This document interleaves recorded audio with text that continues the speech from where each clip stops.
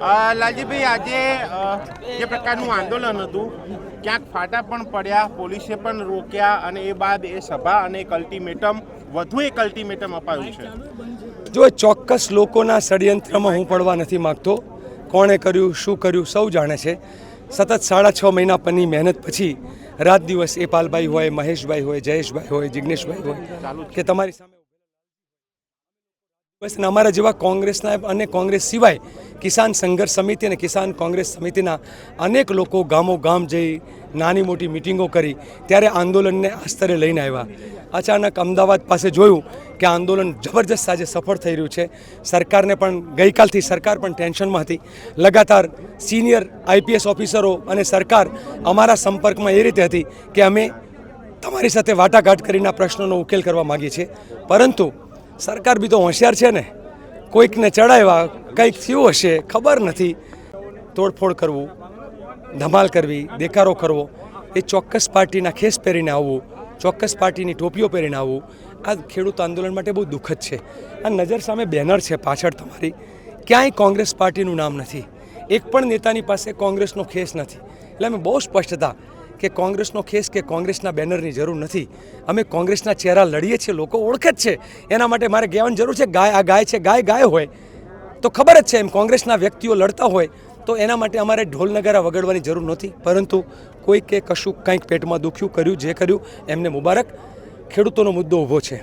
આજે ખેડૂતોને જ્યારે પૂછ્યું કે ખેડૂતો કહેશે તો અમે ખેડૂતોના આગેવાનો આ મરણ ઉપવાસ ઉપર ઉતરવાની તૈયારી છે. આ કહેતી વખતે મારું આપ પણ જાણો છો કે અમારા અવાજથી ગળું બધું જે છે કઈ રીતે આજે કઈ રીતે અમે પોતે પણ દુઃખી છીએ કે આવું બને. ત્યારે આટલા વખતની મહેનત ખેડૂતોની, બે રાતના ઉજાગરા ખેડૂતોએ પણ કર્યા. ભલે અમે 6 મહિનાના, પણ ખેડૂત પણ રાત દિવસ ખેતરોમાં ઉજાગરા કરે છે. એ બધાની મહેનત ઉપર કોઈ પાણી ફેરવે ત્યારે દુઃખ થાય. પણ હંમેશા હર દુઃખમાંથી તમને એક ઠોકર ખાઈ આવો તો તમને એક બીજો રસ્તો નીકળે. આજે ખેડૂતોને જ્યારે પૂછ્યું બધાને કે તમે કયો શું કરવું છે, આંદોલનને અહીંયા પૂર્ણ કરી દેવું છે કે આંદોલનને આગળ વધારવું છે, ત્યારે ખેડૂતો કીધું કે લડી જ લેવું છે. લડી જ લેવું છે તો પછી કાર્યક્રમો જાહેર કર્યા છે. અને મેં પૂછ્યું કે આ મરણ ઉપવાસ તમે કહેશો તો એ, અને તમે કહેતા હોય તો ગુજરાતના રસ્તાઓ ચક્કા જામ, આ બીજો રસ્તો છે, પદયાત્રા ત્રીજો રસ્તો છે, શું કરવું? ત્યારે ખેડૂતોએ જ કીધું કે 11-12 દિવસની મુદત આપો. એટલે નક્કી થયું છે કે બરાબર આજથી 15 દિવસે 30 જૂન જે છે એ ગુજરાતમાં રસ્તા ચક્કા જામ. સાથે અમે એ પણ આહવાન કર્યું છે કે કોઈને એમ ના રહી જાય કે મારા માટે માંડવો તૈયાર હતો ને હું વરરાજા બનવાનું રહી ગયું. જેને લડવું હોય એ બધાને લડવૈયાઓને છૂટ, જેને ગાય વાળે તે ગોવાળ, આગળ થાય તે આગેવાન, દરેક સંગઠનોને પોતાના વિસ્તારમાં લડવાની છૂટ. જે બેનર લગાવવું હોય એ બેનર લગાવવાની છૂટ. ખાલી શરત એટલી, પાર્ટીનો ખેસ નહીં, પાર્ટીની ટોપી નહીં. લડવા માટે આવેલા અમિત ચાવડા અને ગેનીબેન ઠાકોર ક્યાં ગયા? નહીં, એ લોકો લડવા અમને સાથ આપવા માટે આપ્યા હતા. બહુ સ્પષ્ટ જ પહેલાંથી જ હતું કે કોંગ્રેસ પાર્ટી આ આંદોલનને સમર્થન કરે છે, એટલે સતત સાથે રહ્યા, એક સાથ લગાતાર અહીંયા રહ્યા. ખેડૂત સિવાયના નેતાઓ જે હતા એ બધા જ લોકોની માટે પહેલાંથી સૂચના હતી કે તમારે મંચ ઉપર નથી આવવાનું, એટલે મંચ ઉપર નહોતા આવ્યા. આજે પોલીસે રોક્યા કે પછી આમ આદમી પાર્ટીએ રોક્યા? હું એવું માનું છું કે જો અંગારીઓ અંગારિયાનું કામ કરે, મારે એમાં નથી પડવું. પોલીસ તો રાહ જ જોતી હોય કે તમે બાંધો તો તમે આપણી બહુ જ પેલી છે ને કે બે બિલાડીના ઝઘડામાં વાંદરો ફાવી જાય, એમ સરકાર તો રાહ જ જોઈને બેઠી છે કે ખેડૂતોમાં ફાંટા પડી જાય. પણ અમને એવું છે કે જ્યાં બલિદાન આપવાની તૈયારી હોય, જ્યાં જાતને ઘસી નાખવાની તૈયારી હોય, ત્યાં ખેડૂતોમાં ફાંટા કોઈના કહેવાથી પડવાના નથી. આવનાર સમયમાં લગાતાર લડશે, એ ખેડૂતોના દિલ જીતશે ખેડૂતો માટે. બીજું, માત્ર ચૂંટણીલક્ષી માનસિકતા જે છે ને એ ખેડૂતોને બહુ જ મોટું નુકસાન કરે છે. આ આખી યાત્રામાં અમારી 6 મહિનાની સભામાં ક્યાંય અમે આ પક્ષને મત આપો કે આ પક્ષનું આમ કરો, અમે એમાં પડ્યા જ નથી, પડવું નથી.